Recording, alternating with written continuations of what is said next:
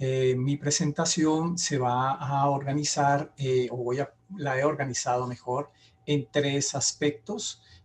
Primero, quiero hacer un planteamiento crítico y, por tanto, polémico en torno a la formación matemática de los profesores. Y luego señalaré algunos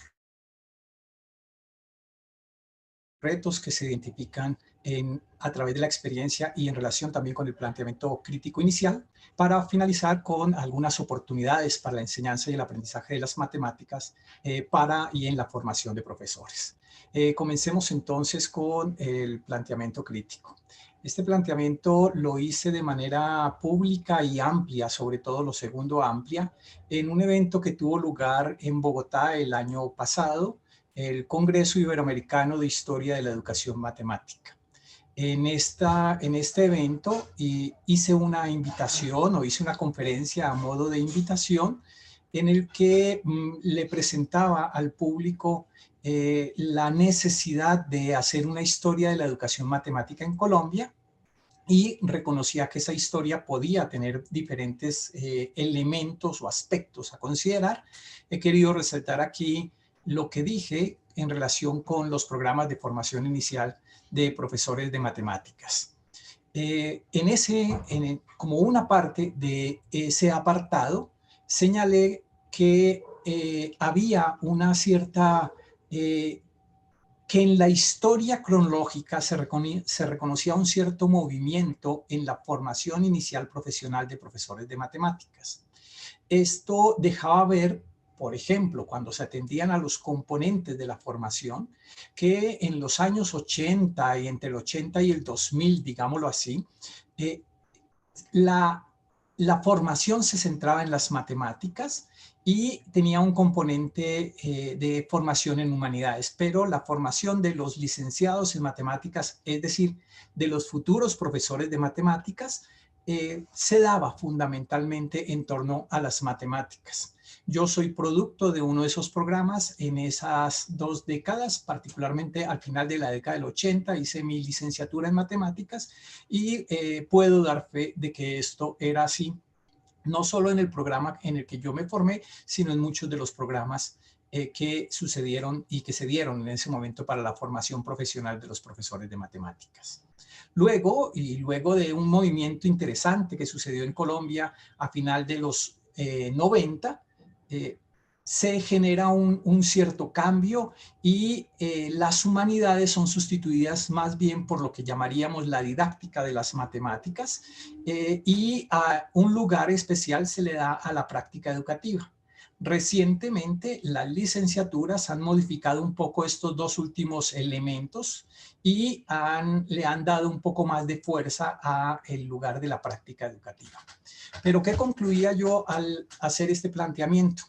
Bueno, concluía en primer lugar que las matemáticas han constituido el organizador curricular fundamental, pero son las matemáticas así en mayúscula, la disciplina matemática y de manera más específica su expresión teórica, la que ha constituido el organizador curricular fundamental de la formación de los profesores. Y eso en esencia no ha cambiado, porque las transformaciones que se han dado no han sido sustanciales en torno a ese elemento. Ha permanecido más o menos incólume la formación matemática guiada por esas matemáticas profesionales y, como lo dije antes, por las teorías matemáticas organizadas en subdisciplinas o áreas de las matemáticas. La formación matemática de los futuros profesores se muestra, bajo esas matemáticas, se muestra que ha sido asumida entonces desde un paradigma, el paradigma de la formación matemática de las matemáticas teóricas, que en mi opinión está anquilosado, se ha quedado rezagado en el tiempo durante muchas décadas. Y por tanto, la formación matemática que se logra con esa formación, con esa forma de formación, llamémoslo así, se muestra ineficiente y además ineficaz para las exigencias del nuevo siglo.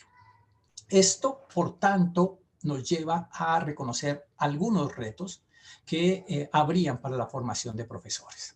En particular, es totalmente necesario, y en eso yo soy un creyente así acérrimo, es necesario sustituir el paradigma de formación en matemáticas con esas características que he mencionado. Es totalmente necesario, no podemos mantenernos en ese paradigma de formación.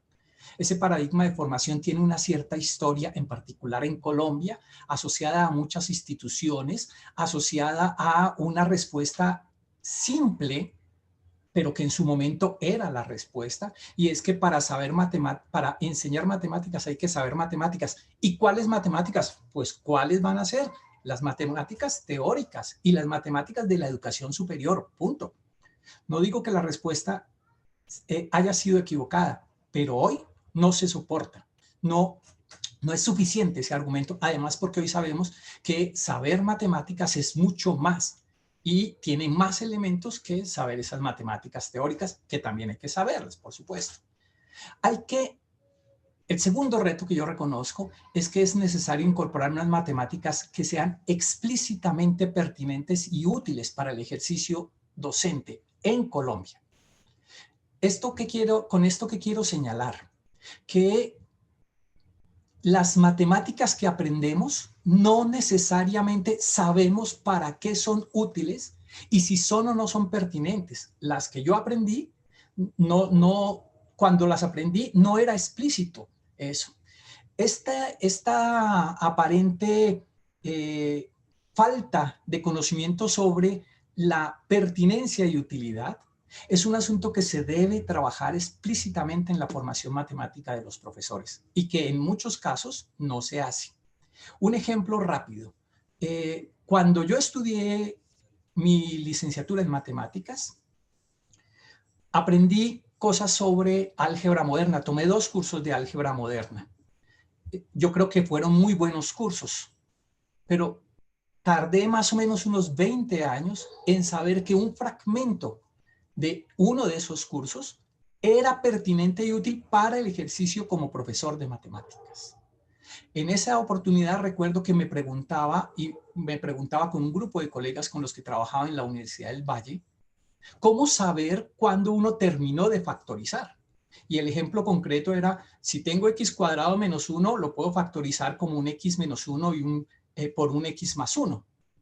Ya parece que terminé, pero resulta que a veces ese x menos 1 es necesario factorizarlo como raíz de x menos 1 por raíz de x más 1.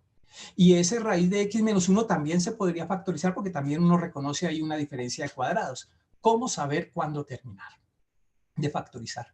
Y recuerdo claramente que la respuesta la encontramos en el álgebra abstracta, en esa álgebra del anillo de polinomios, en donde este concepto de irreductibilidad, que es más o menos lo mismo que el carácter primo de un número, era el elemento que nos decidía o nos permitía decidir cuándo terminar. Pero ¿cómo es posible que una persona como yo, al igual que muchos profesores, tenga que esperar 20 años para que esas matemáticas que se aprenden les sean pertinentes y útiles para el ejercicio docente? Eso no tiene presentación hoy en los programas de formación de profesores de matemáticas que forman profesionalmente profesores de matemáticas. El otro reto es que hay necesidad de articular explícitamente las matemáticas con las matemáticas escolares y nuevamente, aunque aquí no lo escribí, particularmente en Colombia. Las matemáticas, esas matemáticas que escribo aquí con mayúscula, esas matemáticas teóricas, no se corresponden con las matemáticas escolares. La correspondencia es un poco falsa. Me explico.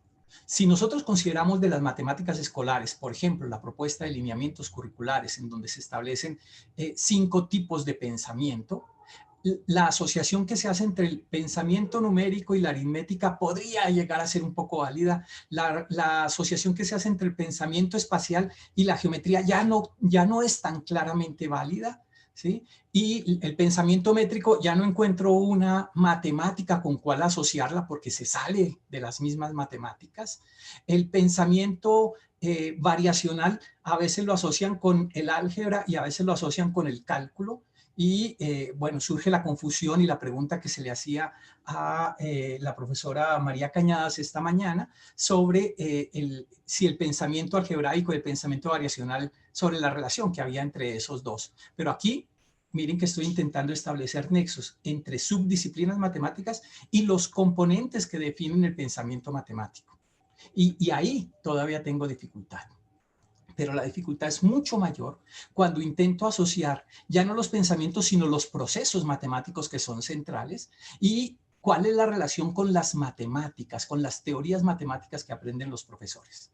Definitivamente, ahí hay un reto mayúsculo, es un reto muy importante. Hay que hacer el nexo entre las matemáticas y las matemáticas escolares a tal punto que estamos intentando plantear que las matemáticas que se estudien en la universidad para formar profesores tengan como referentes son las matemáticas escolares en toda esa dimensión que, por ejemplo, plantean los lineamientos. El cuarto reto tiene que ver con el desarrollar investigaciones que generen innovación curricular en la formación de los futuros profesores. No es posible con estas matemáticas teóricas, ¿no?, y sin hacer investigación sobre ellas y sobre otras expresiones de las matemáticas que no necesariamente son teóricas, pero que igual la comunidad matemática las reconoce como válidas. Un ejemplo, las matemáticas aplicadas. No es posible que eso se pueda poner en juego en un nuevo esquema, en un nuevo paradigma de formación, si no hay investigación sobre esas matemáticas que genere a la vez innovación curricular o que se articule con la innovación curricular, pero para la formación matemática de los futuros profesores. El quinto aspecto tiene que ver con comprender que estos modelos de conocimiento del profesor de matemáticas, de los diferentes autores y de las diferentes vertientes, ya sea Schulman, sea Deborah Boll, sea el grupo de Huelva, sea cualquiera de los modelos que existen, entender que esos son modelos analíticos para entender el conocimiento del profesor, pero que como copia de ese modelo no puede haber entonces una formación fragmentada del profesor. Y que esos componentes en la formación del profesor tienen que tener un carácter holístico, integrador de relaciones. Eso es muy importante como reto para la formación. Y el otro y último reto que yo identifico es la necesidad de incorporar en la investigación sobre la formación matemática la interacción entre estas tres dimensiones que cada vez se muestran mucho más fuertes: saber, hacer y ser. Pareciera que la formación matemática únicamente tiene que ver con el saber y nos preocupa que la formación matemática de los profesores alimente el saber matemático de los profesores. Bien, yo creo que hay un reto mucho más importante que tiene que ver, no digo que ese no sea importante, pero que tiene que ver con esas dimensiones de la actividad del profesor y de la identidad del profesor, el carácter identitario y el carácter que algunos llaman de las competencias del profesor, articulado por supuesto con el saber. Bien, pero yo creo que estos retos tienen unas oportunidades que vale la pena reseñar y resaltar. Una primera oportunidad tiene que ver con que hoy en día, y por lo menos lo he intentado plantear y defender así, existe un campo de investigación propio, la educación del profesor de matemáticas, que es diferente de la educación matemática y que genera resultados científicos.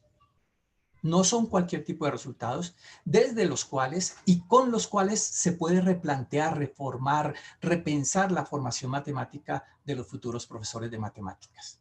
Es una diferencia sustancial de lo que sucedía hace 20 o 30 años. Hoy tenemos ese campo de investigación.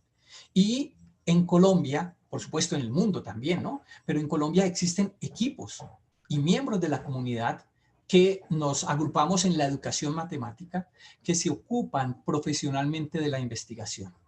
En el listado de doctores que he venido configurando, doctores en educación matemática colombianos, identifico muchos nombres y también muchos equipos que trabajan en esa investigación profesional, en ese campo específico. Y yo creo que eso nos abre posibilidades para hacer cosas diferentes y, por tanto, a constituir un paradigma diferente. Pero también se ha venido ganando en la conciencia sobre la necesidad de convertir la acción formativa, aquello que hacemos, por ejemplo, en las universidades, en las licenciaturas en matemáticas, convertir eso en objeto de investigación, porque si no, no hay otra forma de cualificar, saber cómo está y mejorar esa acción formativa.